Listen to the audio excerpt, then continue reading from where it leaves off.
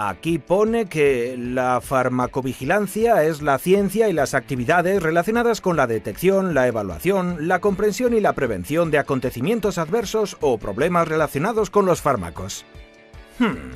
Ya veo. Mucha importancia de seguimiento de la información de seguridad de nuestros productos debe existir. Maestro, aplicaré todas tus enseñanzas de farmacovigilante Jedi. En esta sección voy a presentaros las 3 paletas y los bloques de programación que hay dentro de estas. Primero tengo que cargar la aplicación de la tableta.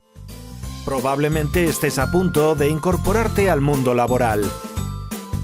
Pero no estás solo, porque estamos aquí para ayudarte y acompañarte en el camino. Que la vida está llena de altibajos es algo que sabemos. Vivir experiencias negativas y situaciones desagradables nos puede tocar a todos, pero la clave está en cómo afrontarlas.